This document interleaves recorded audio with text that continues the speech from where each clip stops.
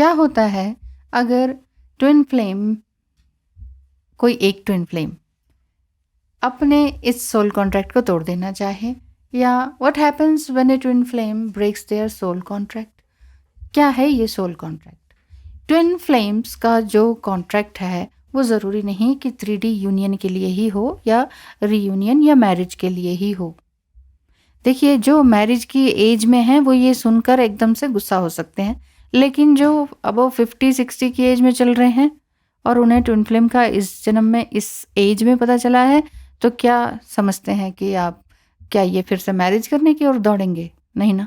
अभी आपकी स्टेज, अगर आप टीनेज हैं और इस चीज़ को समझने लगे हैं, 20-30s की एज में हैं, अनमैरिड हैं, तो आपको लगेगा कि क्यों ना हो शादी, शादी तो हम करेंगे।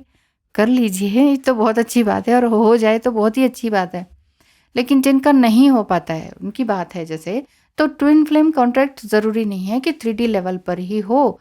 तो ये ट्विन फ्लेम्स की जो है वो फ्रेंडशिप भी रह सकती है। As a friendship, as a friend भी हम रह सकते हैं ट्विन फ्लेम के साथ। आध्यात्मिक जागृति के लिए भी ये है, और कोई मिशन अपना शेयर कर सकें, तो यानी कि शेयर्ड मिशन के लिए भी आप ट्विन फ्लेम जर्नी को समझ सकते हैं। और क्रिएटिव इंस्पिरेशन के लिए कि दोनों ही एक दूसरे को इनकरेज करते हैं कि अरे तुम्हारे अंदर ये टैलेंट है, ये स्किल है, चलो इसे बढ़ाओ। और लगातार आपका डिवाइन मस्कुलाइन, चाहे वो मेल बॉडी में हो या फीमेल में, वो आपको लगातार किसी न किसी स्किल और टैलेंट को इन्हेंस करने के लिए बोलते रहते हैं। चाहे आपका मन है, नहीं है, या दबा हुआ मन है, जैसे मन में एक दबी हुई इच्छा है, और लेकिन वो फिर भी आपसे वो 40s-50s की एज में भी मिलेंगे तो कहेंगे कि अरे तुम्हारे अंदर इतना टैलेंट है, इस चीज़ को बढ़ाओ, ये टैलेंट है, इसको क्यों नहीं बढ़ाती हो, तुम बहुत ही कमज़ोर हो, तुम्हें और स्ट्रांग होना चाहिए। तो इस तरह की बातें ये कहीं ना कहीं नोइंगली एंड अननोइंगली करते ही हैं। तो ये जो सोल कॉन्ट्रैक्ट है, ये सोल कॉन्ट्रैक्ट अगर शादी ना हो तो भी ओपन कॉन्ट्रैक्ट के लिए ये रीयूनियन इसको मान सकते हैं। या यूं कहें कि अगर twin flame reunion physically possible ना हो तो रीयूनियन का अर्थ अनकंडीशनल लव के साथ साथ अपनी ही सिचुएशन में रहना है, और अपने लिए कुछ नया स्पेस क्रिएट करना है, अपने लिए कुछ नया क्रिएटिविटी को ढूंढकर उस पर अमल करना है, ताकि आपकी आत्मा आपसे खुश रहे। कुछ लोग ये कहती हैं कि कुछ डिवाइन फेमिनाइन्स की हम तो हाउस वाइफ्स हैं, हम क्या कर सकती हैं। हाउस की वाइफ तो आप है नहीं, एक ये भी एक तरह का लेबल ही है। आप मैरिड हैं वो भी लेबल है, आप माँ हैं और वो भी लेबल है, आप वो जितने भी लेबल लगाना, आप DF हैं वो भी लेबल है, इवन आप ट्विन फ्लेम हैं वो भी एक अनदर टाइप ऑफ लेबल ही है। तो इतने लेबल्स से एंड बॉक्सेस से बाहर निकलने की कोशिश करें, जो हम कहते हैं ना, we are in this type of box. तो ये सोचें कि there is no box in this universe.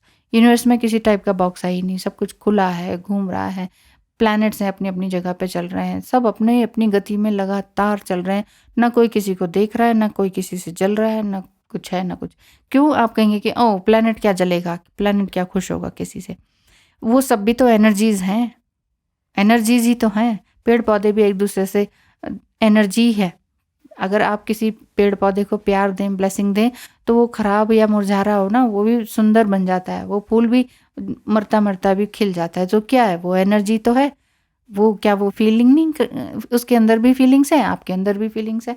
तो यही बात है। लेकिन आपका, आप ये कहेंगे कि नहीं नहीं मैम, हमारा तो बहुत ही रोमांटिक कॉन्टेक्ट था, हम बड़े अच्छे से मिल रहे थे, शादी तक बात पहुंची थी, लेकिन वो तो किसी और से मैरिड हो गए, जस्ट अभी अभी इन्होंने शादी कर ली।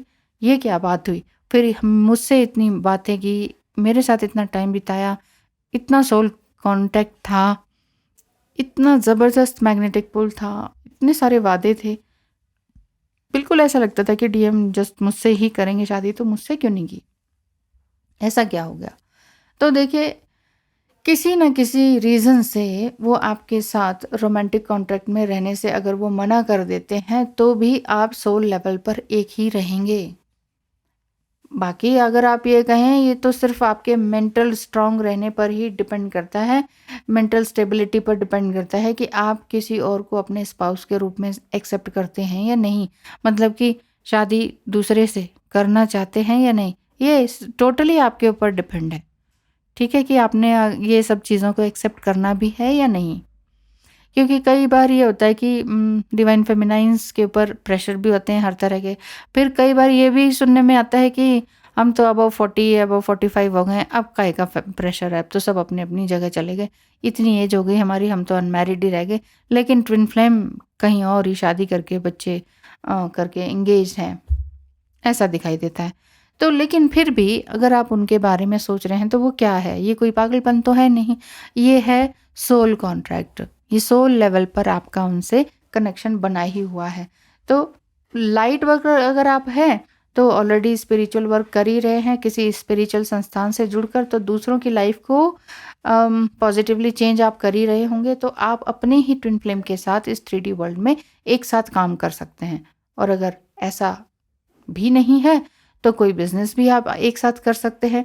बट 3D वर्ल्ड में बिजनेस का अर्थ फाइनेंस की ओर इशारा करता है, जिसमें आप रूट चक्र के अधीन हो सकते हैं, परंतु स्पिरिचुअली दोनों दूसरों की हेल्प करते हैं, तब वहाँ आपको सेक्सुअलिटी नहीं सताएगी और आपकी अपनी ही प्योर ऊर्जा नीचे की ओर नहीं बल्कि ऊपर की ओर बहने लगेगी, जिससे दोनों की सोल मर्जिंग नेक्स्ट लेवल पर पहुंचेगी।